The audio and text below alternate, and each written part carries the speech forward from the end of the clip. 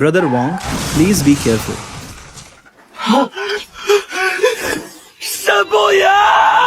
मैं टाइम में वापस आ गया हूँ।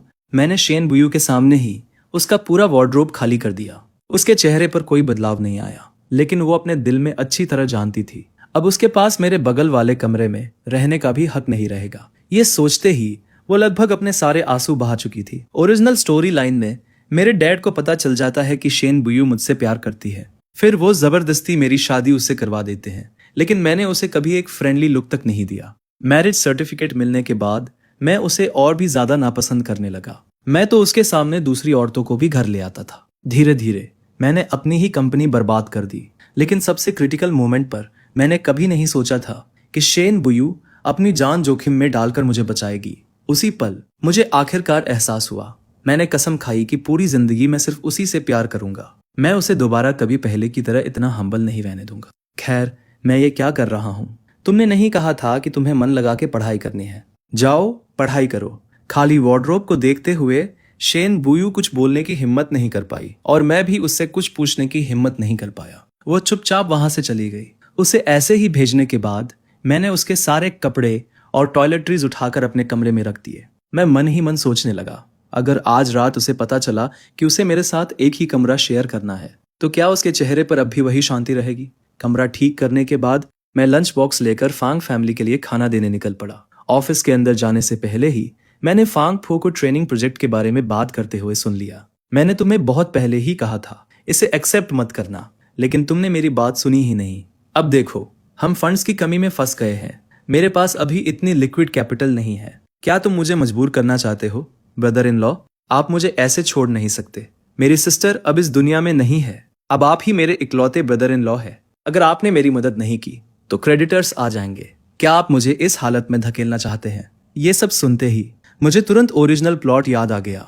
मेरे अंकल की फंडिंग चेन पूरी तरह सूख चुकी थी। उन्हें तुरंत कैश फ्लो के लिए बहुत बड़ी रकम की जरूरत थी। उस समय फांग फैमिली ने फाइनेंशियल मुश्किलों का हवाला देकर मना कर दिया था, लेकिन बाद में मेरे अंकल मेरे पास आए। उन्होंने समझाया कि फांग फू बहुत पेटी इंसान है और मैंने जबरदस्ती फांग फैमिली से पैसे दिलवाकर उसका नुकसान कवर करवाया। सबसे बेवकूफ़ी वाली बात यह थी कि मैंने सच में ऐसा कर भी दिया। नतीजा ये हुआ, फांग ग्रुप की परफॉर्मेंस बुरी तरह गिर गई।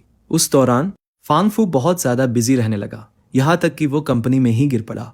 दूसरी तरफ मेरे अंकल के परिवार ने फांग फैमिली के पैसों से खूब दौलत कमा ली और शिया ग्रुप भी उसी दौरान बन गया। जब भी इन लोगों को तुम्हारी मदद चाहिए होती तो वो फांग फू को ढाल की तरह इस्तेमाल करते थे, जब आपको मुझे इतनी दूर तक लात मारने की भी जरूरत नहीं थी। मुझे याद है कि फांग फू के बीमार पड़ने के बाद वो मदद मांगने के लिए मेरे अंकल के पास गया था, लेकिन मेरे अंकल पलटकर मेरे सामने ही रोने लगे। मैं इतना भोला और बेवकूफ था कि मैंने सच में उनकी बातों पर यकीन कर लिया। बाद में मुझे पता चला कि शाह ग्रुप दूसरे लोगों से आगे कैसे निकल पाया। वो लगातार दूसरे लोगों का फायदा उठाकर ही आगे बढ़ा था। ये सब सोचकर मैं जानबूझकर पीछे हट गया। मेरे अंकल के जाने के बाद ही मैं ऑफिस के अंदर गया।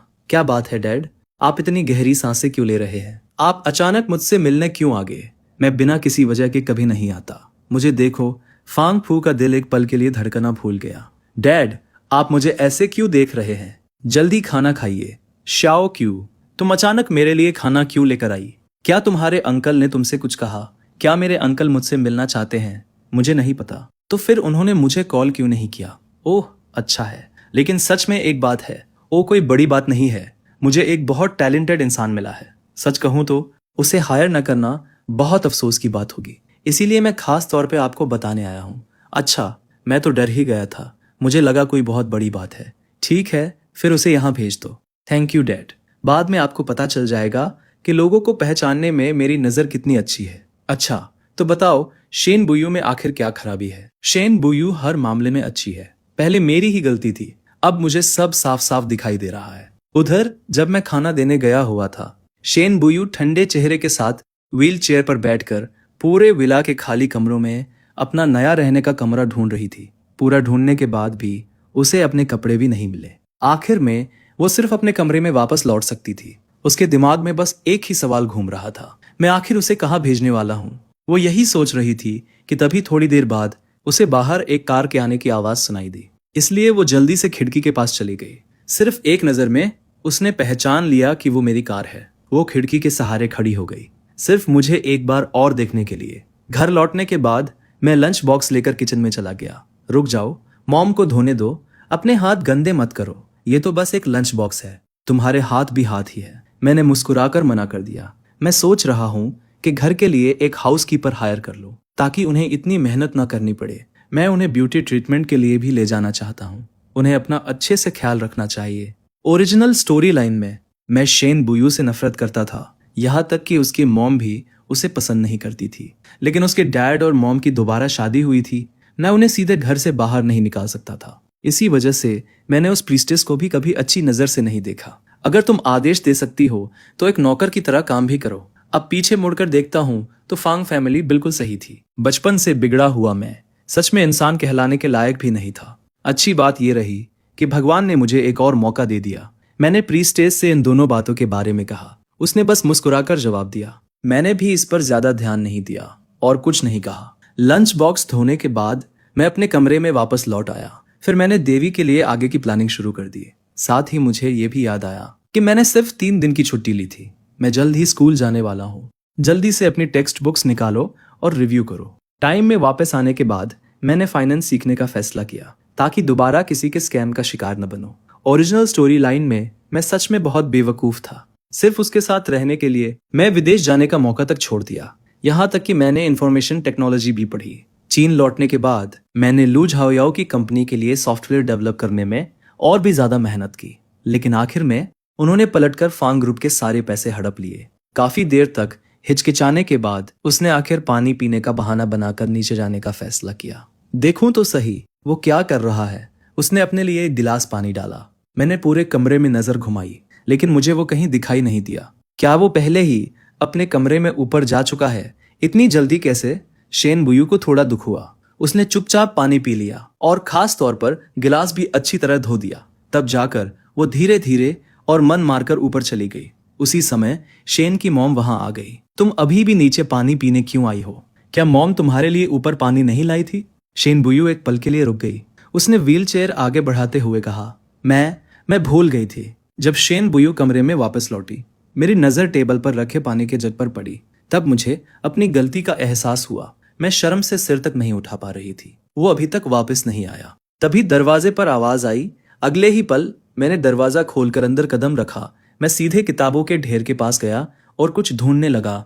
उसी वक्त मैंने मुड़कर देखा और मेरी नजर शेन बुयू से मिली। मैं सीधा उसके बिल्कुल पास चला गया। क्या देख रही हो? क्या मेरे चेहरे पर कांटे उगे हुए हैं? अचानक इतना पास आया चेहरा देखकर शेन बुयू पूरी तरह सन्न रह गई। कुछ सेकंड बाद उसे सांस लेने में भी थोड़ी दिक्कत होने लगी। मेरी तेज नजर तुरंत उसके लाल हुए कानों पर पड़ गई। मैंने जानबूझकर उसे छेड़ते हुए कहा, शेन बुयू, तुम्हारे कान इतने लाल क्यों हो गए हैं? इतना कहते हुए मैंने हाथ बढ़ाकर उसके गाल को हल्के से पकड़ लिया। शेन बुयू घबरा गई। उसने बिना सोचे समझे मेरा हाथ पकड़ लिया। लेकिन जैसे ही उसे एहसास हुआ कि उसने मुझे छू लिया है, वो घबराकर तुरंत मेरा हाथ छोड़ बैठी। मेरे हैरान चेहरे को देखकर वो तुरंत घबरा गई। उसने सिर झुका लिया और बहुत संभल कर माफी मांगी। Brother Fang, I am sorry. मेरा आपको छूने का कोई इरादा नहीं था। मैं नाराज नहीं हूँ। ये सुनते ही शेन बुयू ने तुरंत सिर उठा लिया, लेकिन वो एक शब्द भी नहीं बोल पाई। मुझे थोड़ा शक हुआ। मैंने उसके सामने हाथ हिलाया। तुम कुछ बोल क्यों नहीं रही हो? तब जाकर जैसे उसे होश आया, लेकिन मैंने इस पर ज्यादा ध्यान नहीं दिया। मैं बस झुककर उसके माथे पर हल्के से किस कर दिया। शेन बुयू से बात करने के बाद मैं किताब लेकर बाहर निकल गया। खाने का समय हो गया। फांग शाओताओ अपनी छोटी छोटी टांगों से दौड़ती हुई आई। वो सबको खाने के लिए बुला रही थी। आवाज सुनते ही मैंने दरवाजा खोल दिया। मैंने फांग शाओताओ को गोद में उठाया और बाहर चल पड़ा। पड़ोस में किसी ने आंटी को आवाज दी, लेकिन उन्होंने कोई जवाब नहीं दिया। लेकिन जैसे ही मैंने दरवाजा खोला, मैंने देखा कि शेन बुयू अब भी उसी हालत में थी जैसी मैं दोपहर में छोड़कर गया था। क्या मैंने इसे किस करके सच में पागल कर दिया? शाओताओ पहले नीचे चली गई ताकि मॉम की टेबल लगाने में मदद कर सके। ठीक है, मैं फिर से झुक गया और शेन बुयू के माथे पर एक और किस कर दिया। मैंने मुस्कुराकर उसकी तरफ देखा। तब जाकर शेन बुयू जैसे होश में आई। उसकी आंखें हल्की सी हिली और उसने सिर हिला दिया। ब्रदर, मैं वापस आ गया। जब हम दोनों नीचे गए, फांग शाओताओ ने उलझन भरे चेहरे से पूछा, ब्रदर, आपने मुझे पहले नीचे क्यों भेज दिया? क्योंकि तुम्हारी सिस्टर अभी एक बहुत जरूरी बात के बारे में सोच रही थी। हम उसे डिस्टर्ब नहीं कर सकते, इसलिए मैंने तुम्हें पहले नीचे जाकर मॉम की टेबल लगाने में मदद करने के लिए कहा। हमारी लिटिल पीच सबसे अच्छी लड़की है। मैंने मुड़कर पीछे खड़ी शेन बुयू की तरफ देखा। उसके चेहरे पर अब भी कोई एक्सप्रेशन नहीं था, लेकिन मुझे क्या पता था कि जैसे ही मैंने अपना सिर घुमाया उसके होठों के कोने हल्के से ऊपर उठ गए। रेस्टोरेंट पहुंचने के बाद फांग शाओताओ हाथ धोते ही दौड़कर मेरे पास आ गई। ब्रदर, क्या मैं आपके साथ बैठ सकती हूँ? बिल्कुल बैठ सकती हो। मैंने उसे उठाकर अपने पास वाली कुर्सी पर बैठा दिया। इस छोटी सी शैतान को ब्रदर क्या मिला? ये तो अपने डैड, मॉम और सिस्टर तक को भूल गई। क्या तुम तीनों एक दूसरे को खाना खिलाने वाले हो? मैंने अपनी सिस्टर की प्लेट में खाना रखा और मेरी सिस्टर ने भी मेरी प्लेट में खाना रखा। और क्या खाना है? ये कहते हुए फांग शाओताओ ने अपना छोटा सा बाउल मेरी तरफ बढ़ा दिया और सामने रखे खाने की तरफ उंगली करके बोली, मुझे ये और ये खाना है। मैं मुस्कुरा दिया। मैंने एक एक करके उसकी पसंद की सारी डिशेस उसकी प्लेट में रख दी। ये देखकर देवी से रहा नहीं गया। फांग शू, इसकी प्लेट में और खाना मत रखो, ये इतना नहीं खा पाएगी। मैं खा लूंगी, मैं बाद में सब खत्म कर दूंगी। ये देखकर देवी मुस्कुरा दी। तो फिर खा चुकी हो, अपने ब्रदर से और खाना डलवा लो। फांग शाओताओ ने नाखुश होकर सिर झुका लिया और चुपचाप खाना खाने लगी। मैं उसकी शक्ल देखकर हंसी नहीं रोक पाया। लिटिल पीच कितनी क्यूट है। शेन बुयू चुपचाप अपना खाना खाती रही। पता नहीं वो क्या सोच रही थी। थोड़ी ही देर में फांग शाओताओ ने अपना छोटा सा बाउल ऊपर उठा दिया। मैंने उसके सिर पर हाथ फेरा और मुस्कुराकर उसकी तारीफ की। लिटिल पीच बहुत अच्छी है, उसने सब कुछ खत्म कर दिया, चावल का एक दाना तक बर्बाद नहीं किया। डिनर के बाद फांग शाओताओ अपने किंडरगार्टन की टेक्स्ट बुक्स लेकर आ गई और बड़े गर्व से मुझे दिखाने लगी।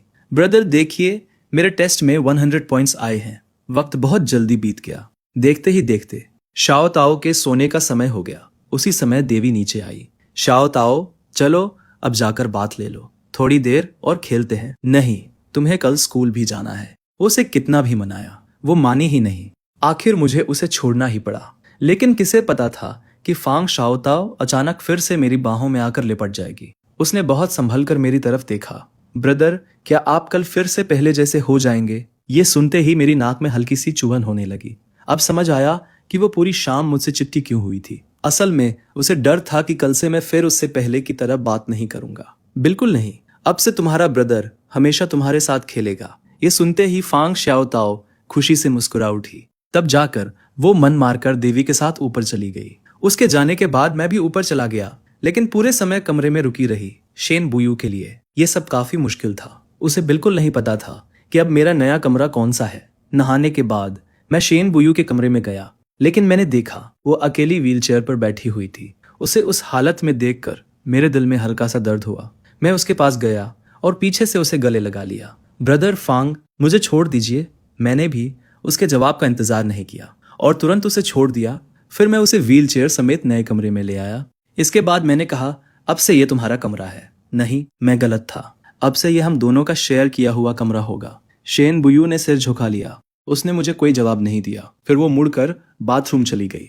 मैं दरवाजे से टिककर खड़ा हो गया और अपने पिछले जन्म की बातें याद करने लगा। उसके साथ रहना बस हाथ पकड़ने तक ही सीमित था। पहले मुझे लगता था कि वो ऐसा इसलिए करता है क्योंकि वो हमारे रिश्ते को बहुत महत्व देता है, लेकिन बाद में मुझे समझ आया ये सब सिर्फ मेरी अपनी विशफुल थिंकिंग थी। शुरू से लेकर आखिर तक वो सिर्फ आन लान से ही प्यार करता था। इस जन्म में कृपया फिर से मुझे चोट मत पहुंचाना। शेन बुयू काफी देर तक बाथरूम से बाहर नहीं आई।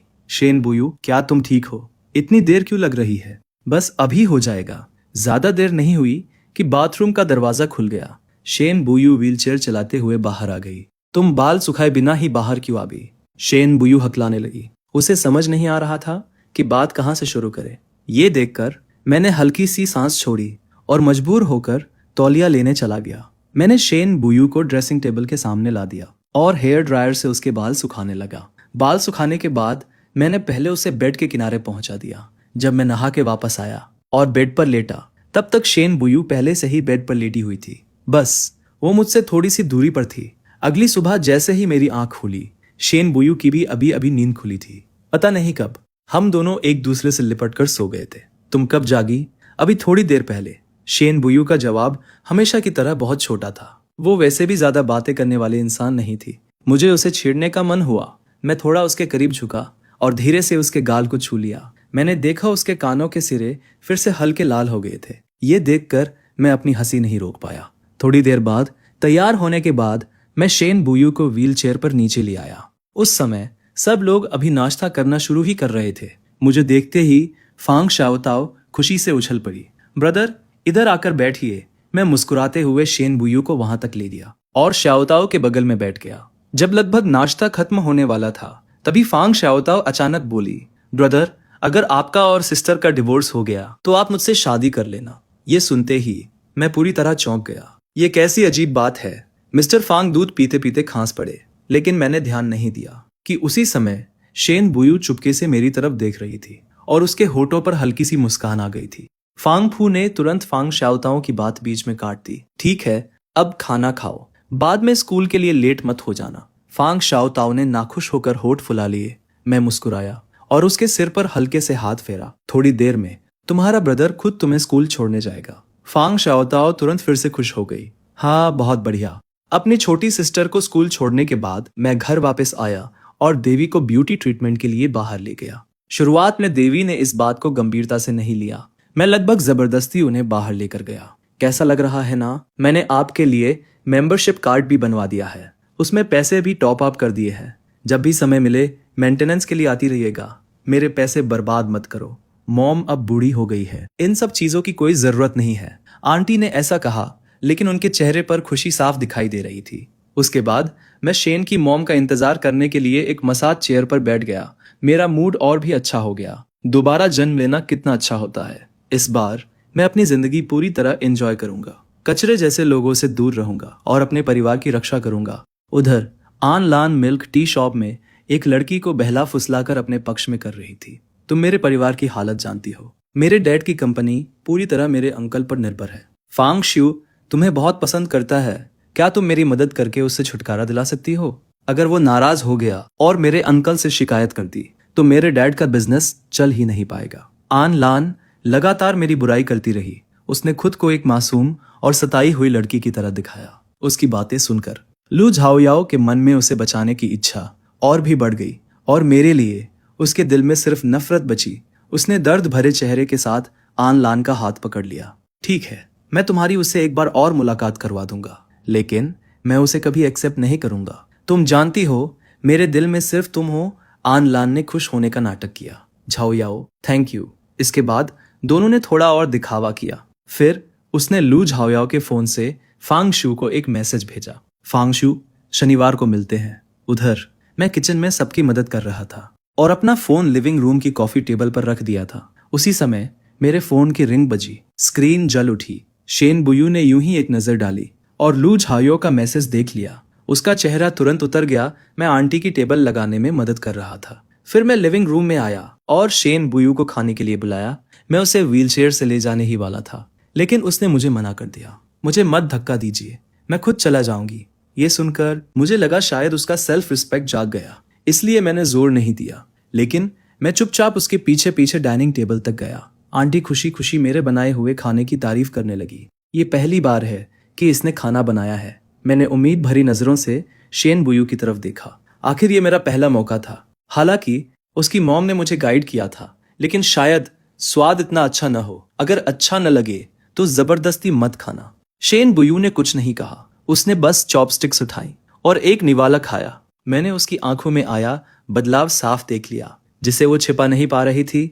मेरे बनाए हुए सारे व्यंजन बहुत जल्दी खत्म हो गए। ये देखकर मैं काफी खुश हुआ। लगता है खाना सच में अच्छा बना था। डिनर के बाद शेन की मॉम ने मुझे किचन से बाहर निकाल दिया। मेरे पास शेन बुयू के साथ ऊपर जाने के अलावा कोई और रास्ता नहीं था। मैं अपने कमरे में लौट आया और शेन बुयू अपने पुराने कमरे में चली गई। शुरुआत में मैंने इस बात पर ज्यादा ध्यान नहीं दिया। मुझे लगा वो पढ़ाई करना चाहती है, लेकिन जब मैंने अपने फोन पर आया मैसेज देखा तो मुझे सब समझ आ गया। शेन बुयू ने वो मैसेज देख लिया था और उसे गलत फहमी हो गई। मैं थोड़ा घबराकर बिस्तर से उठ बैठा। लगता है मेरी वाइफ चल रही है। मैंने दरवाजा खोला और उसे मनाने के लिए उसके कमरे में चला गया। जैसा मैंने सोचा था, शेन बुयू पढ़ाई नहीं कर रही थी। वो बस कंप्यूटर डेस्क के सामने बैठी कहीं खोई हुई थी। मैं सीधा उसके पास चला गया और उसे वापस कमरे में ले आया। कमरे में लौटने के बाद शेन बुयू ने नाराज चेहरे से मुझे देखा। मुझे और भी काम है, आप मुझे वापस क्यों ले आए? मैंने उसे मना करने का कोई मौका नहीं दिया। मैंने उसे सीधे उठाकर बेड पर बैठा दिया। क्या हुआ? बाकी काम थोड़ी देर बाद भी हो सकते हैं। अभी दोपहर में सोने का समय है। मुझे नींद नहीं आ रही, मैं सोना नहीं चाहती। शेन बुयू उठकर जाने लगी, लेकिन अब बहुत देर हो चुकी थी। मैंने उसे जाने नहीं दिया। लेकिन मुझे नींद आ रही है, तुम मेरे पास नहीं होती तो मुझे नींद नहीं आती। मेरे साथ सो जाओ। ठीक है। मेरी वाइफ के इतना कहने के बाद भी जब शेन बुयू ने कोई रिएक्शन नहीं दिया तो मैंने उसे कई बार और पुकारा। शेन बुयू वहीं खड़ी की खड़ी रह गई। मैं मुस्कुरा दिया, फिर मैंने उसे अपनी बाहों में खींच लिया और हम दोनों चैन से सो गए। अगली सुबह जागते ही मैंने उससे पूछा, क्या तुमने कल मेरे फोन के मैसेज देखे थे? हाँ। नहीं, शेन बुयू ने जोर देकर इनकार कर दिया। मैंने तुरंत उसका झूठ पकड़ लिया। तुम झूठ बोल रही हो, मेरी आंखों में देखकर बोलो। शेन बुयू बेबस हो गई। आखिर उसे सच बताना ही पड़ा। मैंने बस एक नजर देखी थी, वो कुछ शब्द देखकर मुझे समझ आ गया। मैंने अपना फोन निकाल लिया। तो यही वजह है कि तुम नाराज थी। शेन बुयू ने मुझे घूर कर देखा। उसका रिएक्शन देखकर मैं मुस्कुरा दिया। फिक्र मत करो शेन बुयू, इस दुनिया में मेरे दिल में सिर्फ तुम्हारे लिए ही जगह है। उधर रात में अंकल सोफे पर बैठे गहरी सांसें भर रहे थे। अब क्या करें? मेरे जीजा जी किसी भी हालत में मेरी मदद करने को तैयार नहीं है। लगता है मुझे सब छोड़कर चले जाना चाहिए, ताकि तुम्हारी आंटी भी मेरी वजह से मुसीबत में न फंसे। ये सुनते ही आंटी गुस्से से खड़ी हो गई। दोनों हाथ कमर पर रखकर बोली, ये सब करने से क्या होगा? क्या तुम किसी ऊंची बिल्डिंग से कूदकर मरने वाले हो? हमारी सारी जमा पूंजी खत्म हो चुकी है। क्या तुम चाहते हो कि हम भूखे मरे? मैं तो अभी भी तुमसे बहुत सारे पैसे कमाने की उम्मीद लगाए बैठी हूँ। इतनी सी बात पर मरने की बातें मत करो, जरा अपना दिमाग इस्तेमाल करो। ये सुनते ही अंकल खुशी से खड़े हो गए। वो तुरंत आगे बढ़े और आंटी का हाथ पकड़ लिया। हनी, तुम्हारे पास कोई तरीका है? जल्दी बताओ क्या करना है। आंटी ने भौं उठाकर मुस्कुराते हुए कहा, तुम सच में बेवकूफ हो। अगर तुम उससे पैसे उधार नहीं ले सकते तो सिर्फ इसलिए क्योंकि तुम उसके ब्रदर इन लॉ हो। अगर रिश्ता बदल जाए तो बात अलग होगी। हनी, तुम तो जीनियस हो। अंकल इतने खुश हो गए कि उन्होंने तुरंत अपना फोन निकाल लिया। मैं अभी फांग शियू को कॉल करता हूँ, वो हमारी बात सबसे ज्यादा सुनता है। ये कहकर उन्होंने तुरंत फोन मिला दिया। दूसरी तरफ आन लान अभी भी लू झाओयाओ के साथ थी। दोनों फिर से मिल्क टी पी रहे थे और उसके बाद मूवी भी देखी। दोनों साथ साथ चलते हुए रेजिडेंशियल एरिया के गेट तक पहुंचे।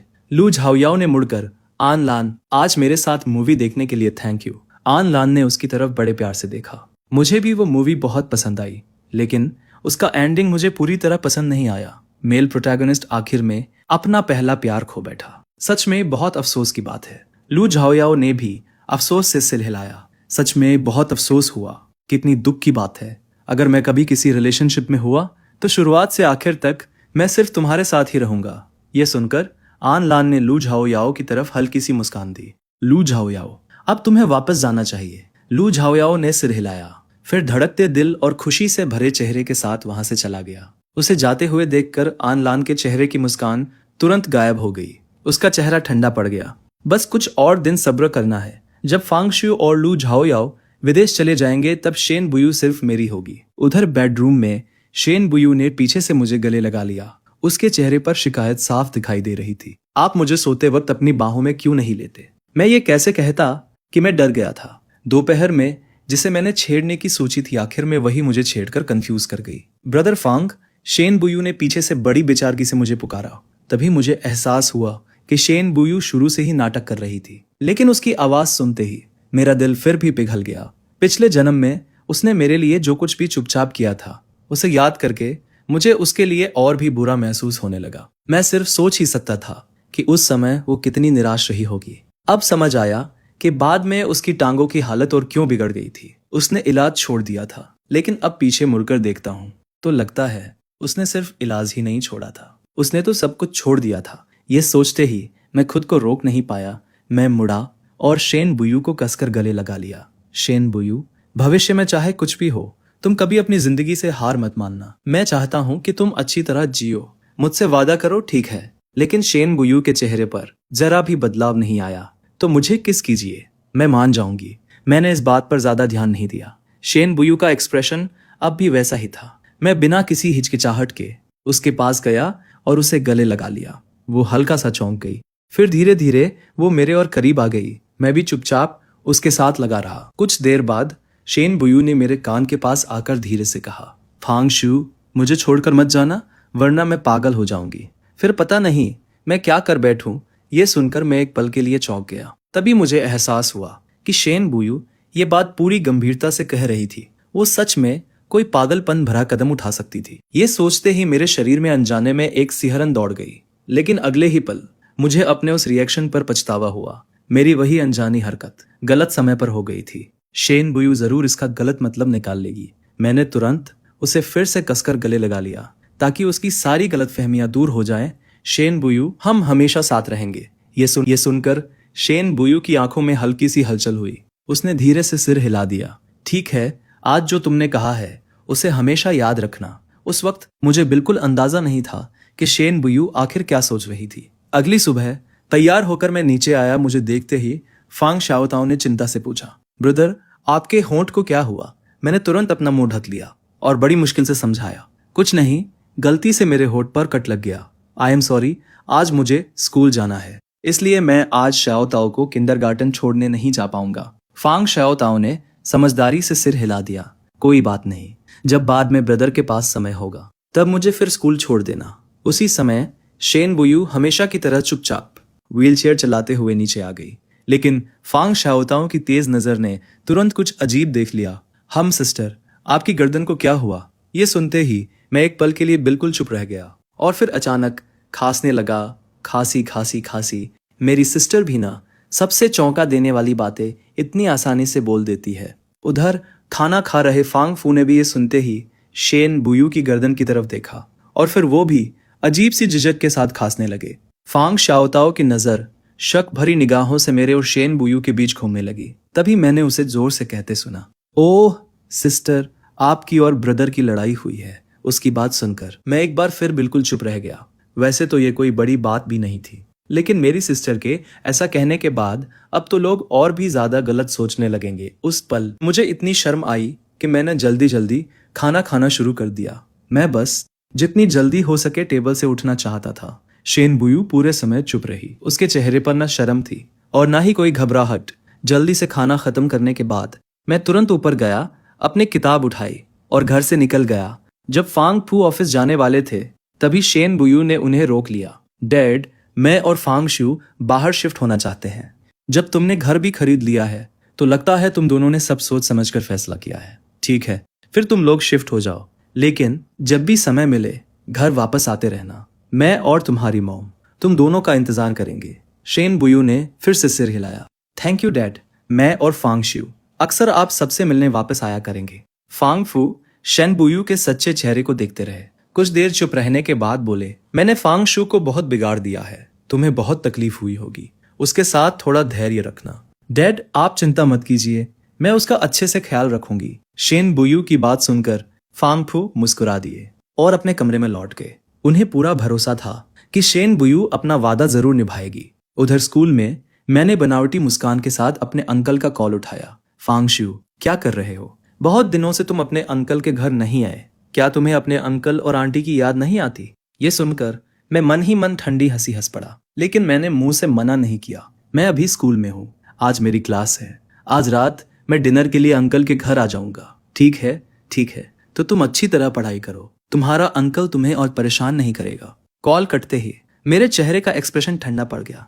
फोन पर इतनी मिठास सिर्फ इसलिए है क्योंकि उन्हें लगता है कि मेरा फायदा उठाना आसान है। दूसरी तरफ अंकल आन ने खुशी खुशी फोन रख दिया। आंटी ने उनका चेहरा देखा तो तुरंत समझ गई कि बात बन गई है। अब उन्हें बस आज रात अच्छा एक्टिंग करना है। उधर स्कूल में मैंने ताना मारते हुए हल्की सी हंसी छोड़ी। फिर मैंने घर पे कॉल किया। कॉल जुड़ गई। दूसरी तरफ से शेन बुयू की आवाज आई, ब्रदर फांग, क्या बात है?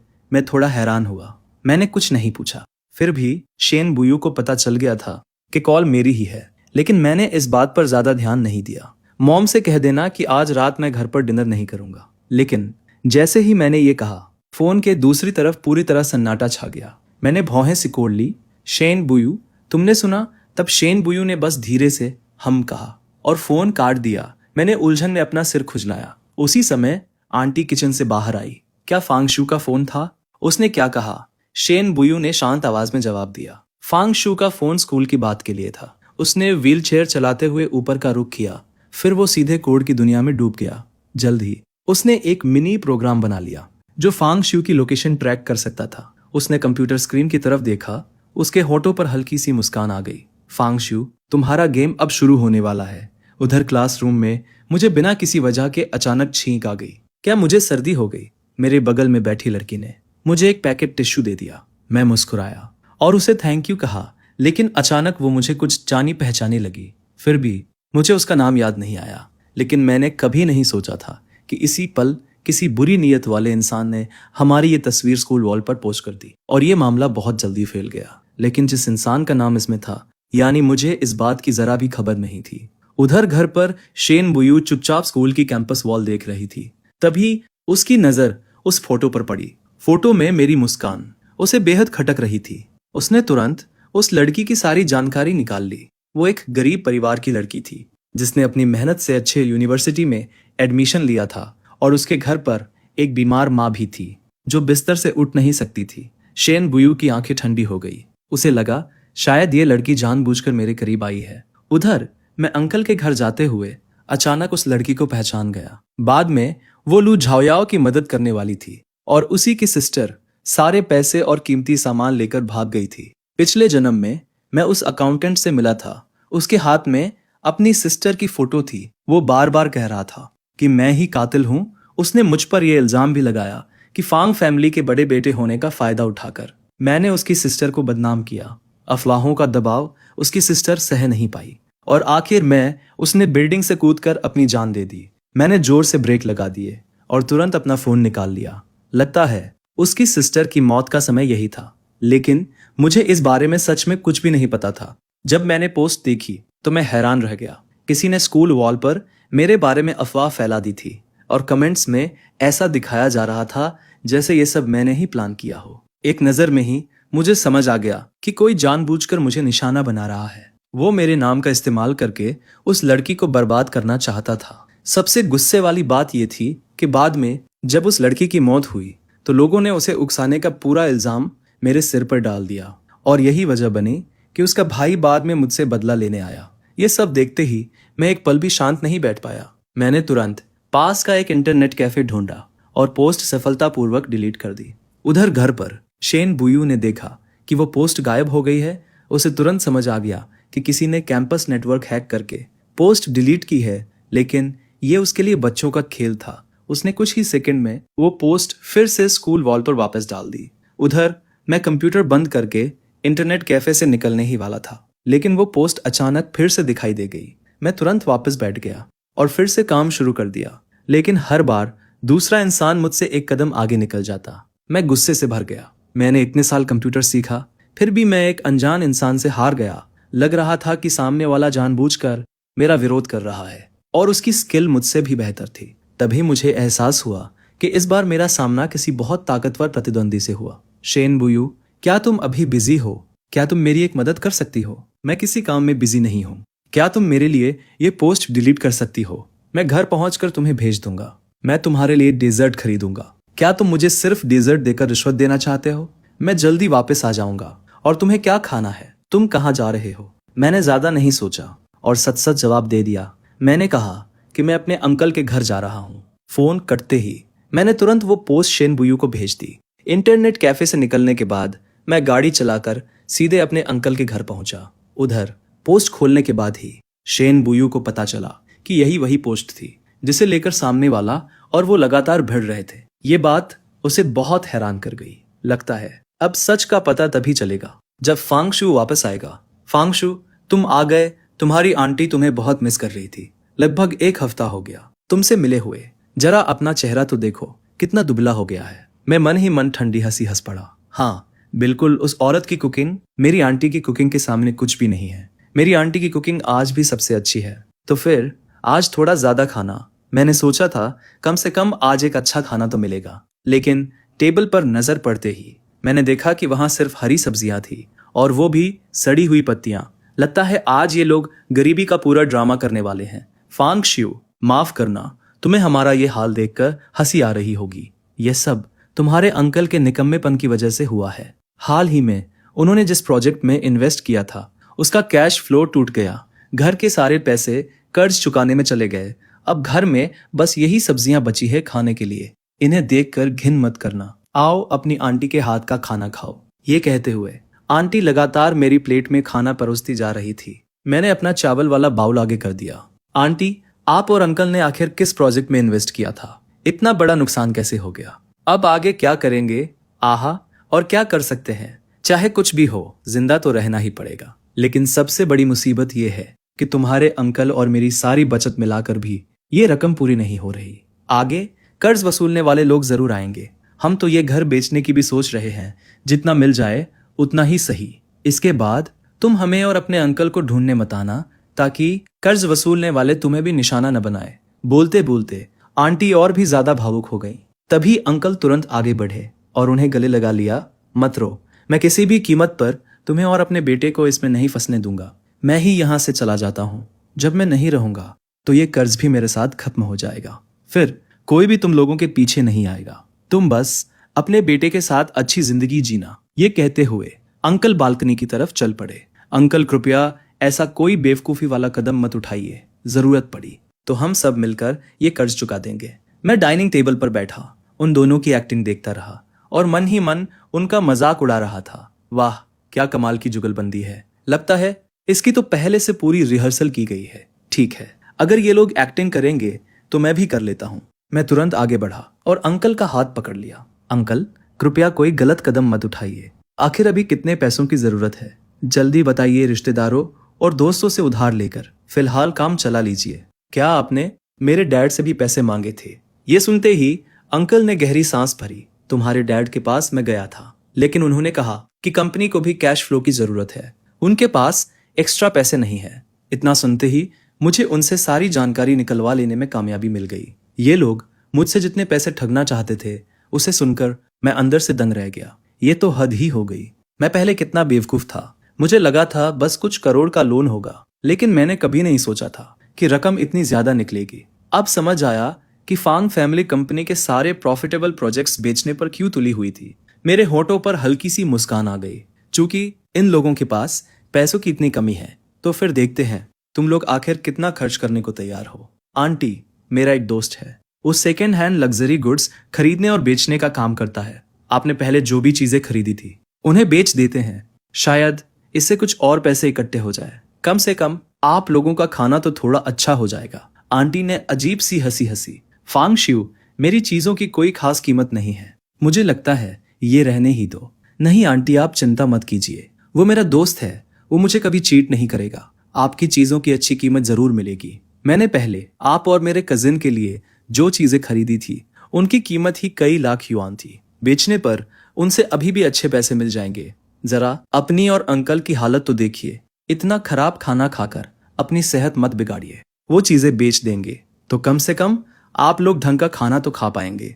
जब भविष्य में मेरे अंकल फिर से पैसे कमा लेंगे, तब अच्छी चीजें दोबारा खरीद लेंगे। आंटी के पास मुझे रोकने का मौका ही नहीं था। मैं उन्हें सीधे उनके बेडरूम में ले गया और सामान निकाल निकाल कर बैग में भरने लगा। साथ ही उन्हें यह भी बताता जा रहा था कि कौन सी चीज कितने में बिक सकती है। उधर आंटी चुपके से कुछ सामान वापस निकाल रही थी, लेकिन जैसे ही मैंने देखा, मैंने तुरंत वो चीजें वापस छीन ली।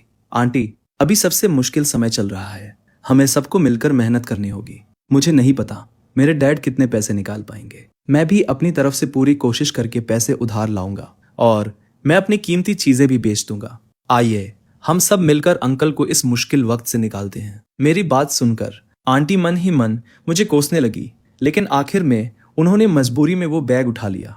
ये देखकर मैंने तुरंत उनकी तारीफ शुरू कर दी। बस ऐसे ही होना चाहिए आंटी, हम सब मिलकर कोशिश करेंगे। मैं मन ही मन बहुत खुश हो रहा था। आखिर में मैंने वहां खाना भी नहीं खाया और 2 बड़े बड़े बैग उठाकर सीधे वहां से निकल आया। उधर घर पर शेन बुयू खिड़की के पास बैठी थी। दूर से उसने मेरी कार वापस आती हुई देख ली। उसके चेहरे पर हल्की सी मुस्कान आ गई। वो व्हील चेयर चलाकर नीचे लिविंग रूम में आ गई और ऐसे टीवी देखने लगी जैसे कुछ हुआ ही ना हो। मैंने जल्दी से दरवाजा खोला और अंदर आ गया। मुस्कुराते हुए मैंने उसके सामने डेजर्ट लहराया। हनी, मैं घर आ गया। ये डेजर्ट तुम्हारे लिए खरीद कर लाया हूँ, ट्राई करोगी? शेन बुयू भी मुस्कुरा दी। उसके चेहरे पर साफ खुशी दिखाई दे रही थी। तो बताओ, आज तुम्हारे अंकल के घर क्या क्या स्वादिष्ट खाना बना था? तुम्हें देखकर मैंने तो अभी तक कुछ भी नहीं खाया। मैं उसके पास जाकर बैठ गया। तुम क्या खाना चाहती हो? मैं तुम्हारे लिए बना देता हूँ। इतना कहकर मैं उठ खड़ा हुआ और सीधे किचन की तरफ चला गया। तुम्हें बनाने की जरूरत नहीं है, मैं खुद किचन में जाकर कुछ भी खा लूंगा। लेकिन जैसे ही मैं किचन में पहुंचा, मैंने देखा शेन बुयू भी मेरे पीछे पीछे आ गई। मैंने तुरंत उसकी व्हील चेयर घुमाकर बाहर कर दी। तुम यहाँ क्या कर रही हो? ऊपर जाओ और मेरा इंतजार करो। शेन बुयू ने मेरी तरफ देखा। उसके चेहरे पर पहली बार गंभीरता साफ दिखाई दे रही थी। जब तुम घर पर नहीं होते तो मेरा कुछ भी खाने का मन नहीं करता। मैंने हैरानी से उसकी तरफ देखा। इस वक्त वो मुझे सच में बहुत क्यूट लगी। ठीक है, मैं तुम्हारे लिए नूडल्स बनाता हूँ, बताओ तुम कितना खाओगी? शेन बुयू ने सिर हिला दिया। ज्यादा नहीं, रात में ज्यादा खा लिया तो मुझे नींद नहीं आती। ये सुनकर मैं मन ही मन सोचने लगा, लगता है इसे भूख नहीं है, ये बस मुझसे छिपाने की कोशिश कर रही है। ठीक है, तो फिर मैं थोड़ा सा ही बनाता हूँ, थोड़ा सूप भी पी लेना। उसने मेरी तरफ देखकर ओके का इशारा किया। फिर मैं मुड़कर किचन में लग गया। नूडल्स बहुत जल्दी बन गए। मैं उन्हें डाइनिंग टेबल पर ले आया। शेन बुयू के बाउल में सिर्फ एक अंडा था, थोड़े से नूडल्स और आधा बाउल सूप। फिर भी वो मेरे साथ बड़े मजे से खाने लगी। उधर ऊपर हेल्पर चुपचाप वापस अपने कमरे में चली गई। नीचे कौन है? क्या फांगशु वापस आ गया? फांग फैमिली ने खुशी से सिर हिला दिया। वो दोनों नीचे साथ में डिनर कर रहे हैं। फांगशु शादी के बाद सच में बड़ा हो गया है। अब वो खाने में कोई नखरे भी नहीं करता। अच्छी बात है कि वो लोग अलग शिफ्ट हो रहे हैं। ये सुनकर देवी ने शक भरी नजर से उनकी तरफ देखा। आज सुबह तो उसने मुझे इस बारे में कुछ नहीं बताया। अब इसकी चिंता छोड़ दो, हो सकता है जल्द ही हमें पोता पोती भी देखने को मिल जाए। ये सुनकर शेन की मॉम ने कुछ नहीं कहा। उधर नीचे डिनर लगभग खत्म हो चुका था। शेन बुयू ने अचानक मुझसे कहा, फांगशु चलो हम कल शिफ्ट हो जाते हैं। मैंने कुछ पल उसे देखा। अचानक ये फैसला क्यों? शेन बुयू ने अपने हाथों की तरफ देखा। मैं हम दोनों का अपना एक घर चाहती हूँ, तुम्हारा क्या ख्याल है? यह सुनकर मुझे थोड़ी उत्सुकता हुई। दिलचस्प, तो फिर हम कहाँ शिफ्ट होंगे? यहीं से ज्यादा दूर में ही, सामने वाली पहाड़ी पर। मेरी आंखें बड़ी हो गई। वो तो प्राइवेट विला है। शेन बुयू ने मुस्कुराकर मेरी तरफ देखा। मैंने खरीद लिया है। मैंने शक भरी नजर से उसकी तरफ देखा। तुम्हारे पास इतने पैसे आए कहाँ से? बिल्कुल, मैंने खुद कमाए हैं। चिंता मत करो, मैं अभी भी तुम्हें सपोर्ट कर सकती हूँ। तभी मुझे एहसास हुआ कि मैंने शेन बुयू की काबिलियत को बहुत कम आंका था। मैंने कभी नहीं सोचा था कि वो इतनी जल्दी बिलियनियर बन जाएगी। पिछले जन्म के आखिर उसके पास और कितने राज छिपे हुए हैं जिनके बारे में मुझे कुछ भी नहीं पता। तो हम कब शिफ्ट होंगे? शेन बुयू ने मेरा हाथ पकड़ लिया। कल ही शिफ्ट हो जाएं। मैंने सिर हिला दिया। वैसे भी कल दोपहर मेरी कोई क्लास नहीं है। ये सुनते ही शेन बुयू खुशी से मेरे होठों पर किस कर गई। मैं एक पल के लिए सन्न रह गया। फिर मैंने उसे अपनी बाहों में खींच लिया और उसे वापस किस किया। शेन बुयू ने जरा भी विरोध नहीं किया। उसने बस अपनी आंखें बंद कर ली। कुछ मिनट बाद मैंने मुस्कुराकर शेन बुयू से कहा, तुम पहले ऊपर चली जाओ, मैं थोड़ी देर में आता हूँ। लेकिन शेन बुयू वहीं खड़ी रही। वो बस मुझे किचन में काम करते हुए देखती रही। ये देखकर मेरे पास जल्दी जल्दी काम खत्म करने के अलावा कोई रास्ता नहीं था। बर्तन धोने के बाद मैं शेन बुयू को व्हीलचेयर पर ऊपर ले गया। बेडरूम में वापस आने के बाद मैं और शेन बुयू दोनों फ्रेश होकर आए। फिर हम दोनों बेड पर लेट गए। बेड पर आते ही शेन बुयू सीधे मेरी बाहों में आकर सिमट गई। मैंने धीरे से पुकारा, शेन बुयू, लेकिन उसने मुझे कोई जवाब नहीं दिया। लगता है वो सच में सो गई है। मैंने बेबसी से एक सांस छोड़ी और फिर हार मान ली। आखिर ये मेरी वाइफ है, जैसा चाहे वैसा करने दो। उधर आन फैमिली में आन लान वापस आ गई। घर आते ही उसे पता चला कि उसके सारे पसंदीदा कलेक्टिबल्स गायब थे। वो जोर से चिल्लाई, मेरी चीजें कहाँ हैं? आंटी गुस्से में उसके पास आई। क्या सिर्फ तुम्हारी ही चीजें गायब हुई है? सिर्फ तुम्हारी नहीं, सबकी चीजें बिक गई है। आन लान गुस्से से पागल होने लगी। मॉम, आपने आखिर किया क्या है? तब आंटी ने उसे पूरी बात बता दी। सब सुनने के बाद आन लान की आंखों में ठंडी मुस्कान चमक उठी। मॉम, कल मैं अंकल के घर होकर आती हूँ। ठीक है, जाकर उन्हें जल्दी करने के लिए कहना। अगली सुबह मेरी आंख खुली। मैंने तुरंत फोन उठाकर टाइम देखा और एकदम चौंक गया। फिर लेट हो गया। आज प्रोफेसर की क्लास है। वो हर क्लास से पहले अटेंडेंस लेते हैं और फाइनल एग्जाम में अटेंडेंस के भी मार्क्स जुड़ते हैं। ये याद आते ही मैं घबराकर बिस्तर से उठ बैठा। जल्दी जल्दी फ्रेश होकर मैं बिजली की तरह नीचे भागा। मुझे देखकर सब ने जल्दी से हाथ हिलाया। तुमने अभी तक ब्रेकफास्ट नहीं किया? लेकिन मैं बिना पीछे देखे ही बाहर निकल गया। अब नहीं खाऊंगा, बहुत लेट हो गया है। फांग फू ने मुस्कुराकर सिर हिलाया। ये बच्चा अब तो स्कूल जाने के लिए कितना उत्साहित रहने लगा है। डाइनिंग टेबल पर बैठी शेन बुयू ये सब चुपचाप देख रही थी।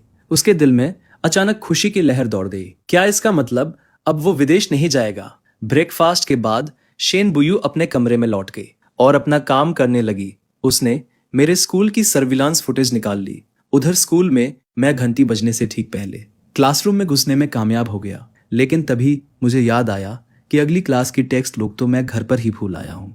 कुछ देर सोचने के बाद मेरे पास कोई और रास्ता नहीं था। मैंने एक जूनियर को, जिसकी आज कोई क्लास नहीं थी, मेरे घर से किताब लाने के लिए मैसेज किया। फिर मैंने शेन बुयू को भी मैसेज भेजा। उससे कहा कि किताब घर के बाहर दरवाजे पर रख दे। हालांकि शेन बुयू को बाहरी लोगों से मिलना बिल्कुल पसंद नहीं था, लेकिन जब उसे पता चला कि वो मेरा दोस्त है तो उसने खुद ही दरवाजा खोलने का फैसला किया। लेकिन जैसे ही उसने आंगन के गेट के बाहर खड़ी शख्सियत को देखा, उसे अचानक दरवाजा खोलने का मन ही नहीं रहा। ये एक लड़की क्यों है? इसका फांगशू के साथ क्या रिश्ता है? उधर उस जूनियर लड़की को कुछ समझ ही नहीं आया। उसने दरवाजे के हैंडल से किताब उठाई और वापस चली गई ऊपर। शेन बुयू अकेली व्हीलचेयर पर बैठी रह गई। उसका मन बिना रुके तरह की बातें सोचने लगा, लेकिन स्कूल में मौजूद मुझे इन सब बातों की कोई खबर नहीं थी। घर पर शेन बुयू ने फिर से स्कूल की कैंपस वॉल खोल ली और मेरे बारे में आने वाली हर चीज पर नजर रखने लगी। सुबह का समय जल्दी ही बीत गया। क्लास खत्म होते ही मैं जल्दी से घर लौट आया। जब शेन की मॉम घर पहुंची तब तक सब कुछ तैयार था। लंच के बाद मैंने शेन बुयू की व्हीलचेयर पकड़ ली। उसे आगे बढ़ाते हुए मैंने पूछा, जब मैं घर पर नहीं था क्या तुमने अपना सामान पैक कर लिया? व्हील चेयर पर बैठी शेन बुयू मेरे सवाल का कोई जवाब नहीं दिया। आज सुबह मैं भी काफी बिजी थी। थोड़ी देर में हम दोनों साथ मिलकर सामान समेट लेंगे। पैक हो गया। यहाँ तुम्हें थोड़ी मेहनत करनी पड़ेगी। मेरा सामान बहुत ज्यादा है। मैं पहले इसे अलग अलग कर देता हूँ, फिर धीरे धीरे सब शिफ्ट कर लेंगे। शेन बुयू मुस्कुराकर सिर हिला दिया। चलो हम दोनों मिलकर करते हैं। हमने कमरे में काम बांट लिया और मिलकर सामान समेटने लगे। ज्यादा देर नहीं लगी, सारा सामान पैक हो गया। दोपहर में मूवर्स हमारे घर आए और सारा सामान लेकर चले गए। उधर मैं शेन बुयू को लेकर सीधे हमारे नए घर पहुंचा। तभी आंटी लियू विलास से बाहर आई। उनके चेहरे पर मुस्कान थी। हेलो सर और मैडम। मैं थोड़ा चौंक गया। सर सुनकर अजीब सा एहसास हुआ। क्या हुआ? तुम्हें ये बुलाना पसंद नहीं? मैंने तुरंत हाथ हिलाया। नहीं, बस इसकी आदत नहीं है। हाँ हाँ, कोई बात नहीं, धीरे धीरे आदत हो जाएगी। ये हैं आंटी लियू। अब से ये हमारी रोजमर्रा की जरूरतों का ध्यान रखेंगी। आंटी लियू, आगे आपको बहुत परेशान करना पड़ेगा। कोई परेशानी नहीं, ये तो मेरा काम है सर। और मैडम, आप दोनों पहले बैठकर आराम कीजिए, मैं लोगों से सामान ऊपर रखवा देती हूँ। ये कहते हुए आंटी लियू ने लोगों को सारा सामान मास्टर बेडरूम में रखने के लिए कहा। मैं मुस्कुराया और शेन बुयू को लिविंग रूम के सोफे तक ले गया। मैडम कृपया बैठ जाइए, वेलकम होम सर। हम दोनों एक दूसरे को देखकर मुस्कुरा दिए। फिर शेन बुयू आकर मेरी बाहों में सिमट गई। वो मेरी तरफ ध्यान से देखने लगी। ब्रदर फांग, आपने कहा था कि आप कभी डिवोर्स नहीं लेंगे जब तक आप मुझे छोड़कर नहीं जाएंगे। मैं पूरी जिंदगी आपका अच्छे से ख्याल रखूंगी। फिर से क्या सोचने लगी, अब से यही हमारा घर है। मैं तुम्हें छोड़कर और कहाँ जाऊंगा? ठीक है। कुछ ही देर में हमारा नया घर पूरी तरह सेट हो गया और सारा सामान मास्टर बेडरूम में रख दिया गया। मैंने दरवाजा खोला, लेकिन अंदर का नजारा देखकर मैं हैरान रह गया। यहाँ का पूरा लेआउट मेरे पुराने घर जैसा ही था। शेन बुयू मेरे पास आई और उम्मीद भरी नजरों से मुझे देखने लगी। कैसा लगा? तुम्हें पसंद आया? मुझे बहुत पसंद आया। शेन बुयू, अब मुझे एहसास हुआ है कि तुमसे शादी करना मेरी जिंदगी का सबसे खुशकिस्मत फैसला था। तुम दुनिया की सबसे खूबसूरत और सबसे अच्छी औरत हो। तुम्हारे सामने मुझे खुद लगता है कि मैं तुम्हारे लायक भी नहीं हूँ। नहीं, मेरे दिल में सबसे कीमती इंसान सिर्फ तुम हो। उसी समय बेडरूम के बाहर से आंटी लियू की आवाज आई। सर, बाहर एक आदमी आपसे मिलने आया है। वो खुद को आपका कजिन बता रहा है। मैंने भौहें सिकोड़ ली। उसे हमारा पता कैसे मिल गया? मैंने शेन बुयू से कहा, तुम ऊपर ही रुको, मैं जाकर देखता हूँ। दरवाजा खुलते ही आन लान अंदर आ गया। उसकी नजर चारों तरफ घूमने लगी। वो व्हील चेयर वाली कहाँ है? आन लान, मुझे लगता है मैं तुम्हें पहले भी समझा चुका हूँ। अब से उसे भाभी कहकर बुलाओ। अगर आगे भी तुमने ऐसे ही बात की तो अगली बार यहाँ आने की जरूरत नहीं है। ये सुनते ही आन लान का चेहरा तुरंत लाल हो गया। सॉरी कजिन, मुझे नहीं पता था कि शादी के बाद आपने भाभी से नफरत करना छोड़ दिया। पहले तो आप ही मुझे कहते थे कि उन्हें व्हील चेयर वाली कहकर बुलाऊं। ये सुनकर मैं पूरी तरह चुप रह गया। ये आन लान भी सारा दोष दूसरों पे डालना अच्छी तरह जानता है। मैंने आखिर कब शेन बुयू को व्हील चेयर वाली कहा था? मैंने उसे सतर्क नजरों से देखा। तुम यहाँ किस लिए आए हो? आन लान ने मेरी तरफ देखा और जोर से बोला, मैं तो बस आपको याद दिलाने आया हूँ। कल आपके लू झाओयाओ के साथ डेट है। ये सुनते ही मैंने भौहें सिकोड़ ली। मैंने ऊपर की तरफ नजर उठाई। जैसा मैंने सोचा था, मुझे शेन बुयू की पीठ दिखाई दी, लेकिन मैंने कुछ गलत किया ही नहीं था। अगर शेन बुयू ने सुन लिया तो सुन लिया। आन लान ने पूरे विला पर नजर डाली। उसके चेहरे का एक्सप्रेशन बदल गया। कजिन अंकल से पैसे उधार लेने वाली बात का क्या हुआ? अब तो कर्ज वसूलने वाले हमारे घर तक आने लगे हैं। क्यों ना मैं कुछ दिन आपके यहाँ ही रह लूं? प्लीज सॉरी आन लान, तुम्हारी भाभी बाहरी लोगों से मिलना पसंद नहीं करती। मैं आपका कजिन हूँ, मैं भला बाहरी कैसे हुआ? हम तो अच्छे ब्रदर्स हैं। इतना बड़ा घर है, मैं यहीं रहकर आपका साथ भी दे दूंगा। मैं मन ही मन ठंडी हंसी हंस पड़ा। तुम्हें इस समय अपने अंकल और आंटी झो के साथ ज्यादा वक्त बिताना चाहिए, वरना बाद में शायद इतना मौका न मिले। लेकिन हर दिन कर्ज वसूलने वाले हमारे घर आ जाते हैं। मुझे बहुत डर लगता है। आप मेरे कजिन हैं, आप मुझे यूं ही नहीं छोड़ सकते। तो फिर तुम्हें घर पर और भी ज्यादा रहना चाहिए। यही वो समय है जब पूरे परिवार को एक दूसरे का सहारा बनना चाहिए। सबको मिलकर इस मुश्किल का सामना करना चाहिए। तुम इतने समझदार और जिम्मेदार हो। मुझे यकीन है तुम अपने अंकल और आंटी को कभी अकेला नहीं छोड़ोगे। आन लान के पास अब कहने के लिए कुछ भी नहीं बचा। बहुत देर हो चुकी है, मैं तुम्हें और नहीं रोकूंगा। अब तुम घर लौट जाओ, वरना आंटी चिंता करेंगी। ये सुनते ही आन लान गुस्से से खड़ा हो गया, लेकिन अपने गुस्से को दबाकर मुझे अलविदा कहा और विला से चला गया। उसके जाते ही मेरे चेहरे की मुस्कान गायब हो गई। मेरे घर पर भी कब्जा करना चाहता है। क्या उसे सच में लगता है कि मैं पहले वाला फांग शू हूं? दूसरी मंजिल पर पहुंचते ही मैं मुस्कुराया और पीछे से शेन बुयू को गले लगा लिया। शेन बुयू, सारा सामान सेट हो गया है। शेन बुयू एक पल के लिए चौंक गई। उसे तुरंत समझ आ गया कि मैं क्या करने वाला हूं। उसने मेरा हाथ हटाने की कोशिश की। जाकर फ्रेश हो जाओ, फिर सोते हैं। लगता है वो अभी भी आन लान की बात से नाराज थी। उसे बस हम कहते सुनकर मैं तुरंत उसके पीछे चला गया। मैंने शेन बुयू की व्हीलचेयर अपनी तरफ घुमा ली और उसके सामने बैठ गया। फिर मैंने हाथ बढ़ाकर उसके गाल को हल्के से छुआ। क्या हुआ? क्या तुम मुझसे नाराज हो? शेन बुयू ने अपना चेहरा दूसरी तरफ घुमा लिया। मैं मुस्कुराया। तो तुम चाहती हो कि मैं तुम्हें किस करूं? शेन बुयू फिर से चौंक गई, लेकिन वो कुछ कह पाती उससे पहले ही मैं उसके पास झुक गया और उसके गाल पर कई बार किस कर दिया। अब ठीक है, अब अच्छा लग रहा है। अब भी नाराज हो? शेन बुयू के कानों के सिरे पूरी तरह लाल हो गए। उसने धीरे से हम कहा। ये देखकर मुझे लगा कि उसका गुस्सा शांत हो गया है। तब जाकर मैं चैन से फ्रेश होने चला गया। अगले दिन ब्रेकफास्ट के बाद मैं शेन बुयू को पूरे विला में घुमाने लगा। शेन बुयू, ये खाली कमरा किस लिए है? शेन बुयू का चेहरा लाल हो गया। उसने हल्की सी खांसी की। ये नर्सरी है, सिर्फ एक ही नर्सरी। क्या एक बच्चा थोड़ा कम नहीं होगा? मेरा तो 3 बच्चे पैदा करने का प्लान है। मेरी बात सुनते ही शेन बुयू का चेहरा और भी लाल हो गया। कोई बात नहीं, वैसे भी यहाँ अभी बहुत सारे कमरे खाली हैं, बाद में इसे बदल भी सकते हैं। मैंने उसके चेहरे का बदलाव नोटिस ही नहीं किया। ये सुनकर मुझे राहत मिली। चलो बाकी जगह भी देख लेते हैं। मैं शेन बुयू की व्हीलचेयर आगे बढ़ाने लगा। हम एक बहुत बड़े स्टडी रूम में पहुंचे। अंदर का सारा अरेंजमेंट देखकर मैं खुद को रोक नहीं पाया। तुमने तो हर चीज बहुत सोच समझ कर तैयार की है। अगर यहाँ एक बेड भी रख दिया जाए तो और भी अच्छा रहेगा। आगे जब काम करते करते या पढ़ते पढ़ते थक जाऊंगा तो यहीं थोड़ी देर आराम कर लूंगा। मुझे जरा भी अंदाजा नहीं था कि शेन बुयू के मन में कुछ और ही चल रहा था। पूरी सुबह हम दोनों विला घूमते रहे। अचानक शेन बुयू ने मुझसे पूछा, तुम्हें क्या लगता है अभी और कहाँ बदलाव करने की जरूरत है? सब ठीक है, फिलहाल कुछ भी बदलने की जरूरत नहीं है। तभी मेरी नजर थोड़ी दूर बने गार्डन पर पड़ी। गार्डन के सारे फूल क्या तुमने किसी से लगवाए हैं? जिसने भी लगाए हो, अगर तुम्हें पसंद नहीं है तो उन्हें उखाड़ देते हैं और उनकी जगह कुछ और लगा देंगे। मैंने देखा। ये कहते वक्त शेन बुयू की नजरें थोड़ी बच रही थी। मैं मन ही मन मुस्कुरा दिया। हालांकि शेन बुयू ने कभी नहीं कहा, लेकिन मैं जानता था कि वो हमेशा चुपचाप मुझ पर नजर रखती रही है। मुझे ये वैसे ही पसंद है, इसे बदलने की जरूरत नहीं। पूरा विला देखने के बाद दोपहर हो चुकी थी। लंच करने के बाद मैं शेन बुयू को लेकर दोपहर की नींद लेने चला गया। बेड पर लेटते ही उसे जल्दी ही नींद आ गई। मैं उसके बगल में लेटा और थोड़ी देर फोन चलाता रहा। आज शनिवार था और तय किया हुआ समय भी करीब आ चुका था। मैं कुछ देर और शेन बुयू के साथ लेटा रहा, फिर धीरे से उठकर कपड़े बदल लिए। बाहर निकलने से पहले मैंने आंटी लियू से कहा, जब शेन बुयू जाग जाए तो उसे मेरी बात बता दीजिए। मैं थोड़ी देर के लिए बाहर जा रहा हूँ, जल्दी वापस आ जाऊंगा।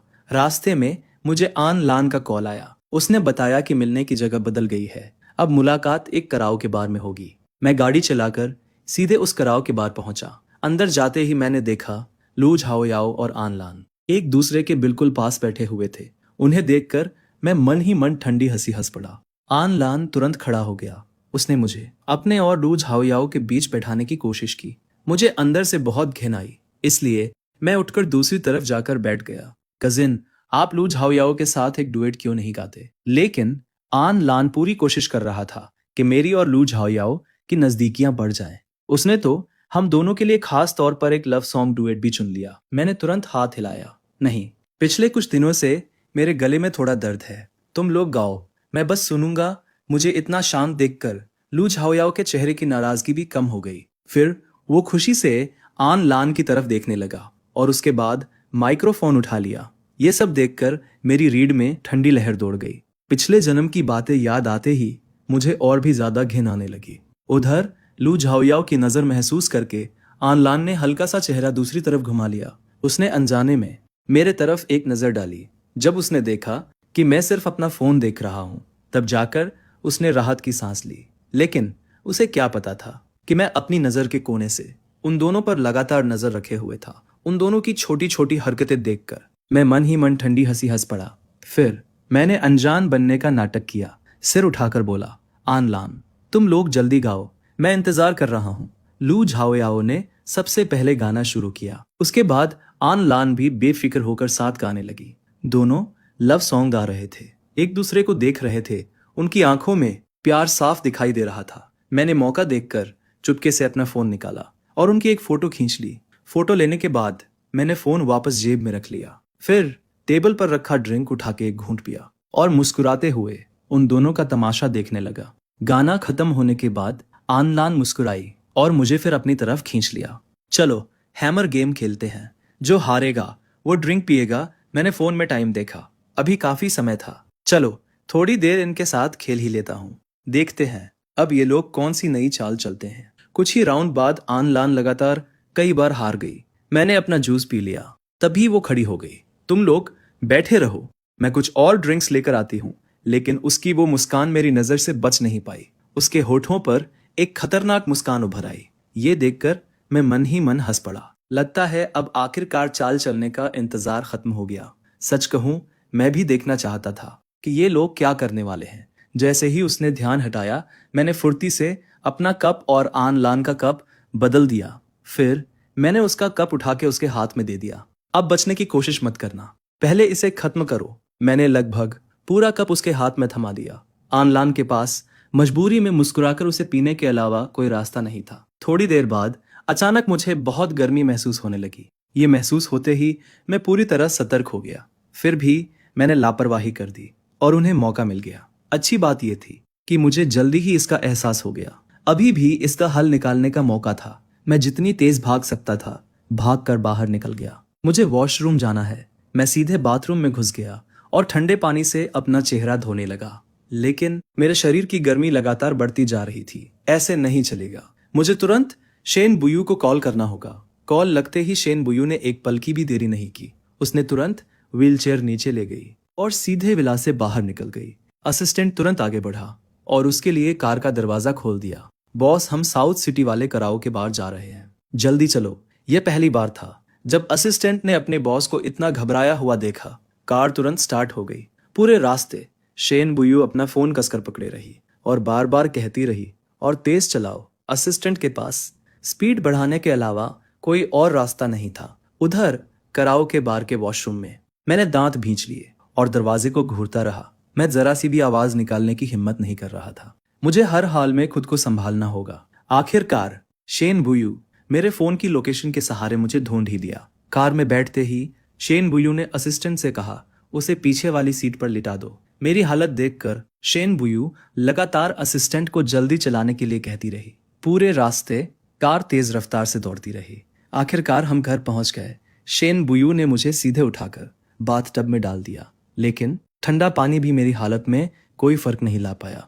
ये देखकर शेन बुयू पहली बार पूरी तरह घबरा गई। बेबसी में उसे अपनी व्हीलचेयर से उतरना पड़ा। वो रेंगते हुए बाथटब में आई और मुझे कसकर अपनी बाहों में भर लिया। जब मेरी दोबारा आंख खुली तब सुबह के 11 बज चुके थे।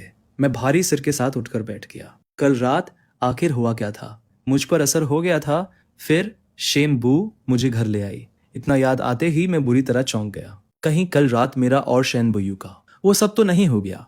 मैं तुरंत उठकर शीशे के सामने गया। जैसा मैंने सोचा था, मेरे कपड़े बदले हुए थे। उसी समय शेन बुयू व्हीलचेयर पर बैठी कमरे में आई। उठ गए, चलो नीचे डिनर कर लेते हैं। मैं उसे खाली नजरों से देखता रहा। मन में ढेर सारे सवाल थे। फिर मैं उसके पीछे पीछे नीचे चला गया। डिनर के बाद आखिर मैंने हिम्मत करके उससे पूछा, कल रात हम दोनों के बीच कुछ हुआ था? शेन बुयू एक पल के लिए रुक गई। उसने सिर उठाकर मेरी तरफ देखा। मुझे लगा था वो इस सवाल से बच जाएगी, लेकिन मेरी उम्मीद के उलट उसने सच सच जवाब दिया।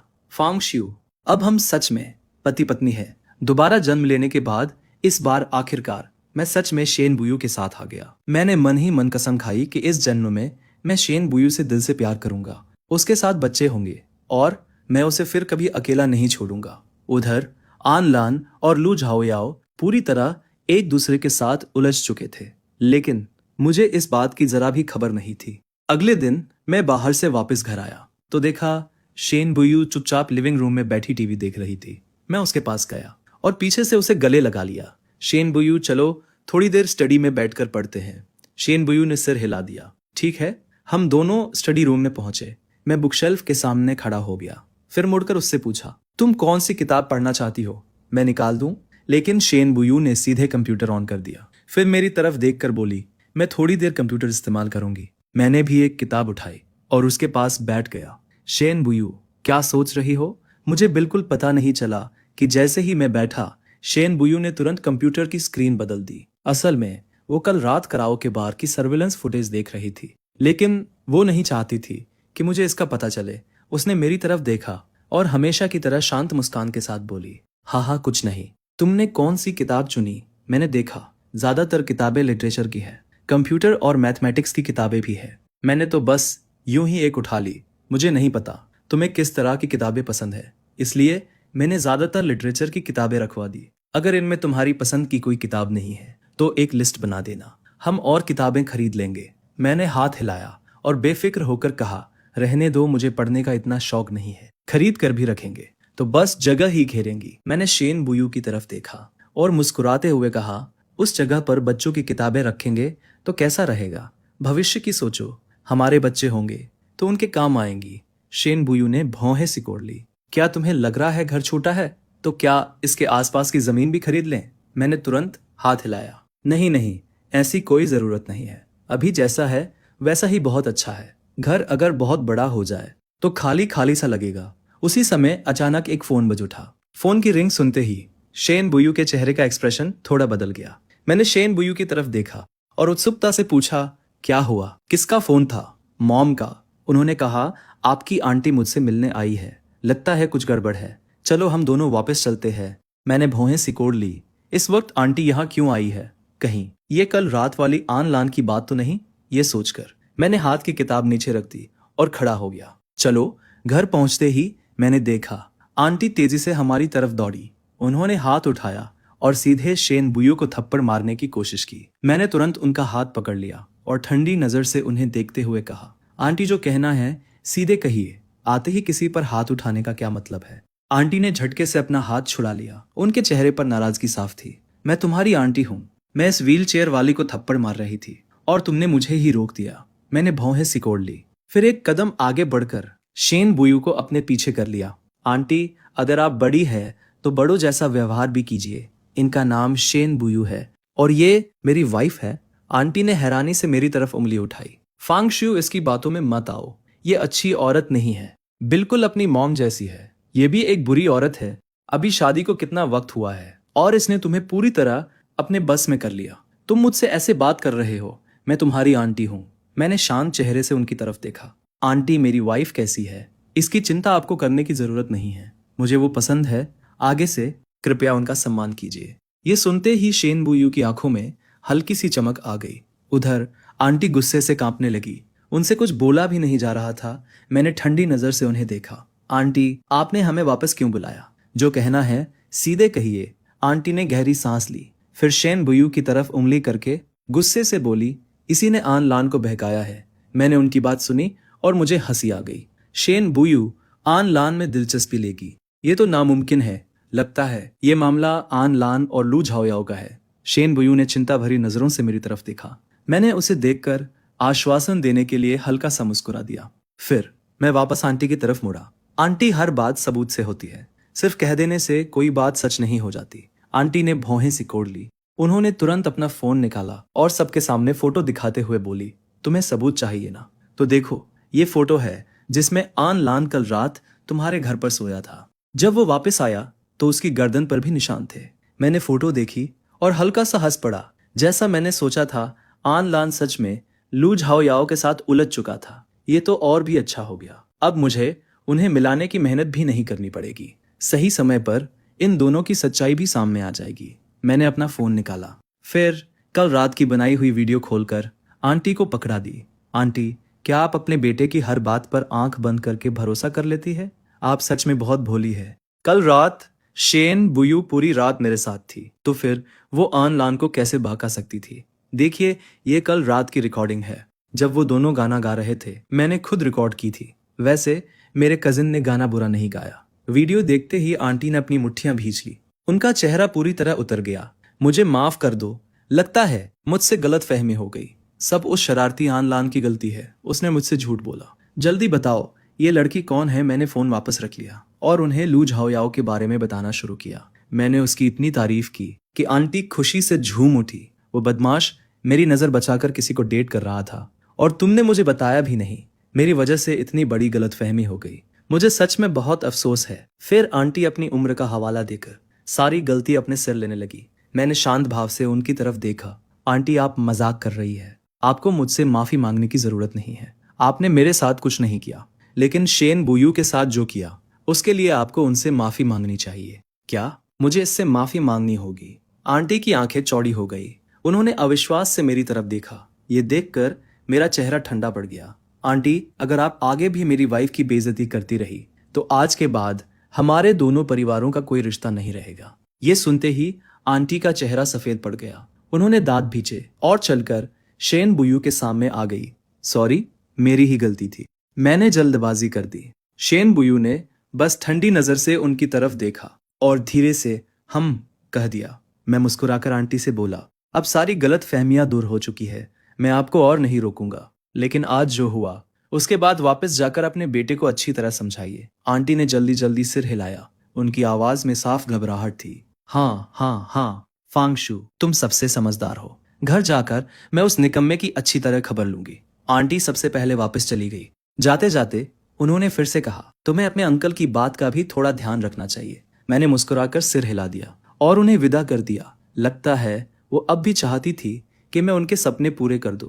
उनके जाने के बाद मैंने हाथ बढ़ाकर शेन बुयू के गाल को हल्के से छुआ, फिर चिंता भरे स्वर में पूछा, अब भी दर्द हो रहा है? शेन बुयू ने मेरा हाथ धीरे से हटा दिया और चेहरा दूसरी तरफ घुमा लिया। मैंने उसका हाथ पकड़कर उसे अपनी तरफ खींच लिया।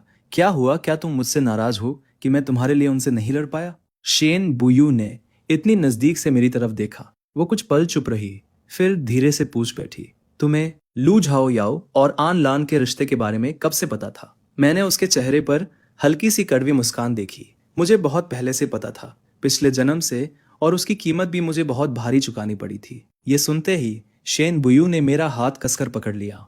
फांगशु, तुम्हें दुखी होने की जरूरत नहीं है। लू झाओयाओ तुम्हारे लायक ही नहीं है। तुम्हारे पास अब भी मैं हूं, है ना? मैंने काफी देर तक उसकी आंखों में देखा, फिर धीरे से सिर हिला दिया। तुम हो, बस इतना ही मेरे लिए काफी है। उस रात विला की बालकनी में मैं चांद को देख रहा था। उसी समय शेन बुयू कमरे से बाहर आई। फांगशु, तुम बालकनी में क्या कर रहे हो? मैं मुस्कुराया और उसे अपने पास खींच लिया। आओ, साथ में चांद देखते हैं। 1 महीने बाद मेरी छुट्टियां शुरू हो जाएंगी और उसके बाद मेरा इंटर्नशिप भी शुरू होने वाला है। मेरी बात सुनकर शेन बुयू ने हैरानी से मेरी तरफ देखा। तो अब तुम्हारा विदेश जाने का कोई प्लान नहीं है? मैंने सिर हिला दिया। नहीं। फिर उसने पूछा, तो आगे क्या करने वाले हो? मैंने अंगड़ाई ली और उसकी तरफ देखकर कहा, शायद मैं फांग ग्रुप ज्वाइन करूंगा। मैं अपने परिवार की विरासत की रक्षा करना चाहता हूं और भविष्य में इसे सबसे बड़ी कंपनी बनाना चाहता हूं। शेन बुयू हल्के से मुस्कुरा दी। ये तो आसान बात है। मिस्टर फांग भी शायद यही चाहते होंगे कि तुम फांग ग्रुप ज्वाइन करो। मैंने उसकी आंखों में देखते हुए पूछा, और तुम? उसके चेहरे पर कोई बदलाव नहीं आया। जब तक तुम खुश हो मुझे कोई एतराज नहीं है, लेकिन मैं थोड़ा और उसके करीब चला गया और फिर पूछा, तो तुम्हारी अपनी खुशी का क्या? मुझे उसकी परवाह नहीं, तुम्हारी खुशी ही मेरी खुशी है। यह सुनकर मैं पूरी तरह चौंक गया। शेन बुयू हमेशा ऐसी ही रही है। उसकी सारी खुशियां और सारी उम्मीदें सिर्फ मुझसे जुड़ी हुई थी। ऐसा लगता था जैसे मैं ही उसकी पूरी दुनिया हूं। मैंने उसे कसकर गले लगा लिया। ऐसा मत कहा करो, तुम्हारी खुशी भी उतनी ही जरूरी है। मैं भी चाहता हूं कि तुम हमेशा खुश रहो। मैंने अगली सुबह आंख खोली, तभी एहसास हुआ कि स्कूल के लिए फिर लेट हो रहा हूं। मैं जल्दी जल्दी उठा और जाकर फ्रेश होने लगा। शेन बुयू ने मुझे उठते देखा तो वो भी उठने लगी। जब मैं जल्दी जल्दी तैयार होकर बाहर आया, तब तक वो पहले ही व्हील चेयर पर बैठ चुकी थी और जिद करने लगी कि वो मुझे छोड़ने चलेगी। तुम उठ क्यों गई? कोई जल्दी नहीं है, थोड़ी देर और सो जाओ। शेन बुयू ने सिर हिला दिया और व्हील चेयर मेरी तरफ बढ़ा दी। मैं अच्छी तरह सो चुकी हूँ, चलो साथ में नीचे चलते हैं। नीचे आने के बाद मैं और शेन बुयू डाइनिंग टेबल पर बैठ गए और साथ में ब्रेकफास्ट करने लगे। लेकिन उसकी नज़र पूरे समय मुझ पर ही टिकी रही। उसकी नज़रों से मुझे थोड़ा अजीब लगने लगा। मैंने उसकी तरफ देखा। जल्दी खाओ, नहीं तो ठंडा हो जाएगा। शेन बुयू मुस्कुरा दी।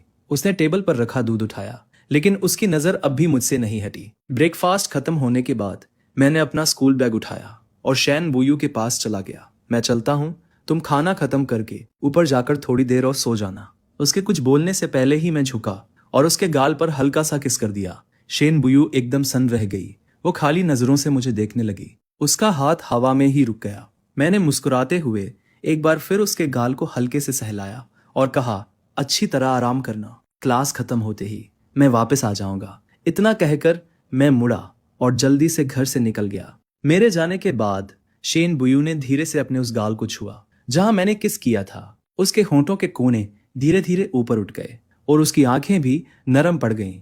उधर स्कूल की क्लास हमेशा की तरह बोरिंग थी। मैं पता नहीं कब ख्यालों में खो गया और पूरी क्लास कब खत्म हो गई मुझे पता ही नहीं चला।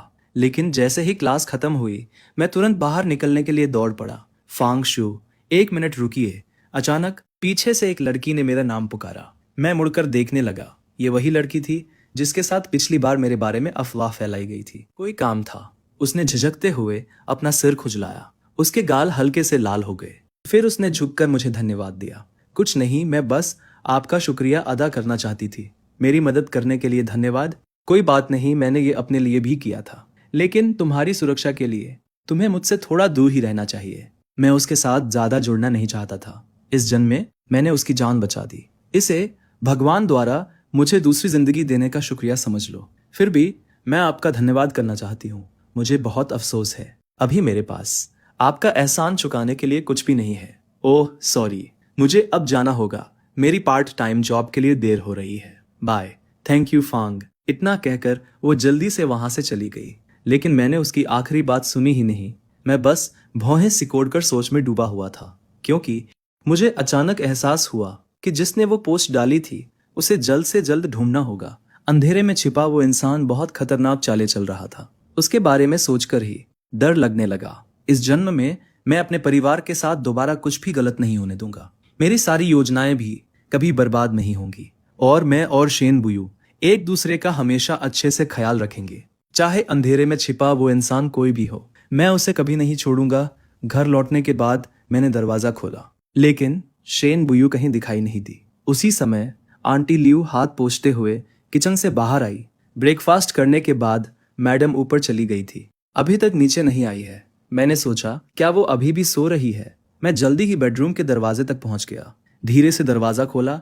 मैंने देखा शेन बुयू अब भी बेड पर गहरी नींद में सो रही थी। मैं बिना कुछ कहे वापस बाहर आ गया और धीरे से दरवाजा बंद कर दिया। उसे थोड़ा और आराम करने दो। फिर मैं मुड़कर सीधे स्टडी में चला गया और पढ़ाई शुरू कर दी। करीब दोपहर के 1 बजे शेन बू व्हीलचेयर चलाते हुए नीचे आई। उसे देखते ही आंटी लियू मुड़ी और किचन से खाना निकालकर टेबल पर लगा दिया। शेन बू डाइनिंग टेबल पर आकर बैठ गई। उसने चॉपस्टिक्स उठाई और चुपचाप खाना खाने लगी। आंटी लियू एक तरफ खड़ी उसे देखती रही।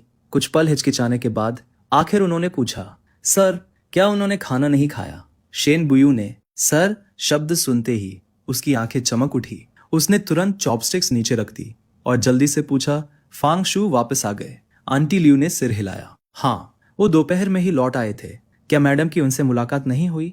ये सुनते ही शेन बुयू जल्दी जल्दी व्हीलचेयर चलाकर ऊपर चली गई।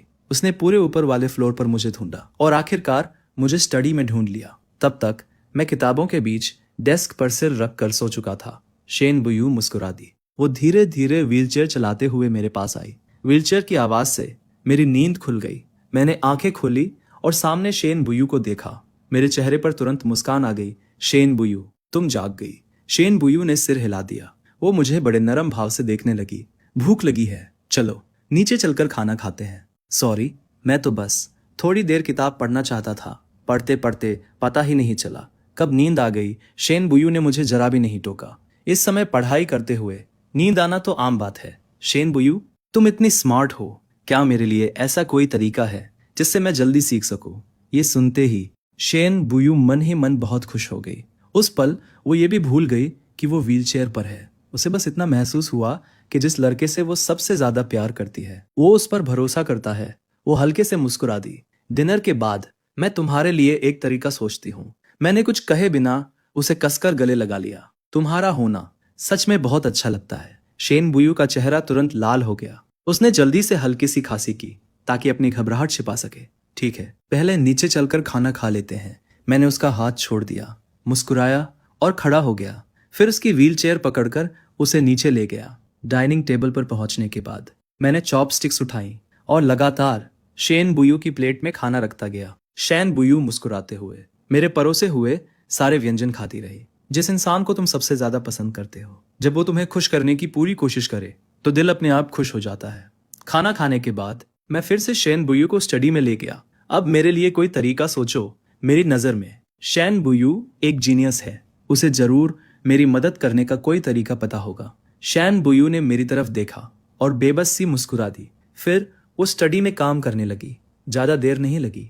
उसने कुछ अच्छे से तैयार किए हुए डॉक्यूमेंट्स प्रिंट कर लिए और उन्हें मेरे सामने रख दिया। ठीक है, अब शुरू करते हैं। उसके बाद शेन बुयू उन डॉक्यूमेंट्स को लेकर पूरे ध्यान से मुझे पढ़ाने लगी।